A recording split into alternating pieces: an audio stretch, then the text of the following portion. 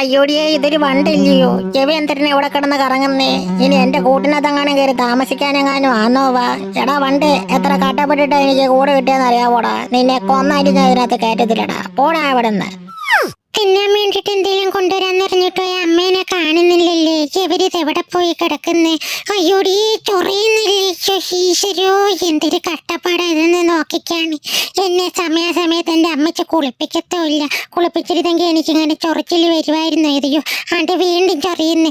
എൻ്റെ ഈശ്വരോ, എനിക്ക് വയ്യേ. ഇന്ന് അവരിന്ന് ഇങ്ങോട്ട് വരട്ടെ. അവരിവിടെ ഉണ്ടെങ്കിൽ എന്ന് ചൊറിഞ്ഞ ഇരിയായിരുന്നു. ഇതിപ്പോൾ അവരും ഇല്ല എന്നെ ഇട്ട് കട്ടപ്പെടുത്താൻ വേണ്ടിയിട്ട്. ഇന്ന് ഞാൻ ശരിയാക്കി കൊടുക്കുന്നുണ്ട്. ഓടി വാ മാമ ഇങ്ങോട്ട്. ഇവിടെ കൊച്ചേർക്ക എടുത്തിയാടി ഓടിയിട്ട് എവിടെങ്കിലും മൂക്കും കുത്തി മറിഞ്ഞു വീണ് കഴിഞ്ഞാൽ അവിടെ ഇട്ട് ചവിട്ടി കൂട്ടി ഞാൻ കേട്ടല്ലേ. എന്റെ സ്വഭാവം നിനക്ക് അറിഞ്ഞൂടാ. ഈയിടെയായിട്ട് ക്യാരറ്റിനൊന്നും അത്ര ടേസ്റ്റ് ഒന്നും ഇല്ലല്ലേ? ഇതിന് തമിഴ്നാട്ടിൽ നിന്ന് ആന്ധ്രാപ്രദേശിൽ നിന്നൊക്കെ വിഷം അടിച്ചു വരുന്നതാണോ എന്തോ?